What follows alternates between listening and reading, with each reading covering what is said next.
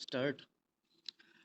प्रकरण के संक्षेप में तथ्य इस प्रकार हैं कि अशोक पाल एचसी ने पर्चा बयान इस आशय का पेश किया कि वह अपने घर से खाना खाकर बाहर आया तो उसके घर के बाहर कुछ युवक खड़े थे जो मुझे आते को देखकर जोर जोर से बोलने लगे कि वो आ गया है, इसे जान से मार दो। तभी उन्होंने मुझे जान से मारने की नीयत से चाकू निकाला और मुझ पर वार किया तो मैंने चाकू पकड़ लिया जिससे उसके हाथ पर चोट आई। इनके हाथों में लोहे के पाइप थे। मुझे जान से मारने की नीयत से ताबड़तोड़ हमला कर दिया। मेरे दोनों पैरों पर चोटें मारी। साथ ही मैंने रोला किया तो मेरा छोटा भाई शाहिद व समीर आ गए जिन्होंने मुझे घायल अवस्था में पीबीएम में भर्ती करवाया आदि। उक्त पर्चा बयान के आधार पर पुलिस थाना कोटगेट के द्वारा प्रथम सूचना रिपोर्ट अंतर्गत धारा 307, 341, 323, 325 सपठित धारा 34 भारतीय दंड संहिता में पंजीबद्ध की गई तथा अनुसंधान प्रारंभ किया गया।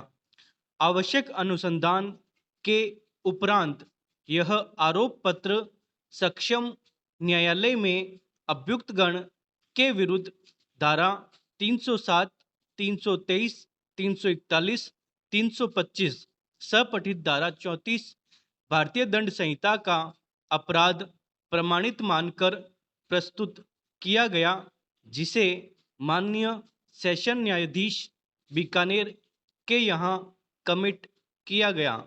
कालांतर में यह पत्रावली अंतरित होकर इस न्यायालय को प्राप्त हुई।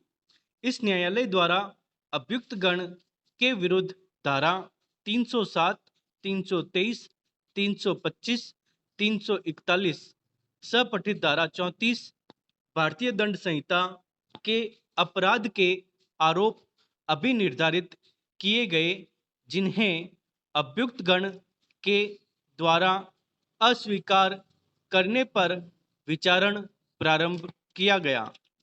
दौराने अन्वीक्षा परिवादी आहत व अभियुक्त गण की ओर से धारा 323, 341, 325 भारतीय दंड संहिता के अपराध के आरोप में राजीनामा पेश किया, जो तस्दीक किया जाकर राजीनामा के आधार पर अभियुक्त गण को धारा 323, 341, 325 भारतीय दंड संहिता के अपराध के आरोप से दोष मुक्त किया गया।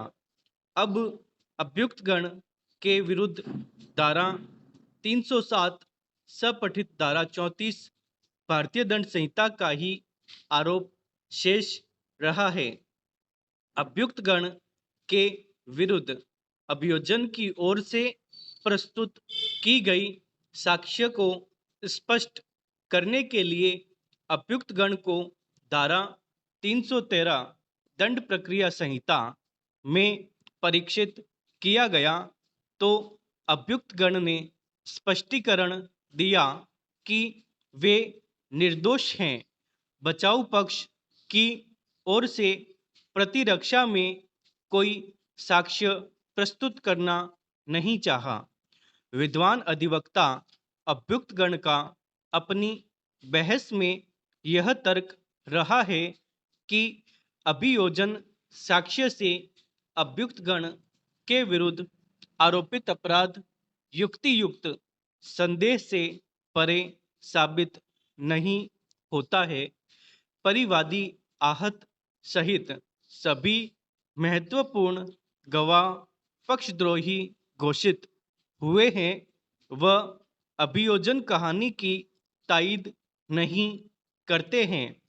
अतः अभियुक्त गण को आरोपित अपराध में दोष मुक्त घोषित किया जावे। विद्वान अपर लोक अभियोजक ने इसका विरोध किया। इस न्यायालय के द्वारा अभियोजन की ओर से प्रस्तुत की गई साक्ष्य का अवलोकन किया। उभय पक्षकारान की ओर से प्रस्तुत किए गए तर्कों पर मनन किया गया। अवधारणार्थ बिंदु संख्या 1 लगायत 2 के संबंध में अभियोजन पक्ष की ओर से प्रस्तुत की गई साक्ष्य का विवेचन व इस न्यायालय का निष्कर्ष इस प्रकार है।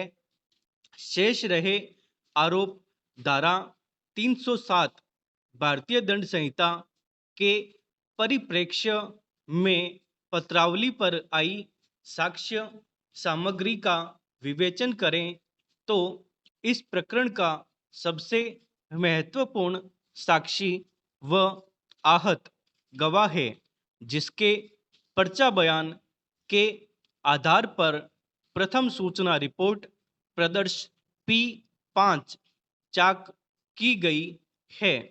उक्त गवाह ने अपने सशपथ कथनों में कथन किया कि मैं सुबह अपने घर के बाहर खड़ा था। 2 अज्ञात आदमियों ने आकर उसके साथ मारपीट की और मैं नीचे गिर गया। मारपीट करने वालों को मैं नहीं पहचानता हूँ। मेरे साथ हाजिर अदालत मुल्जिमान ने मारपीट नहीं की थी, ना ही ये मौके पर मौजूद थे। इस प्रकार यह गवाह पूर्णतया पक्षद्रोही घोषित हुआ है।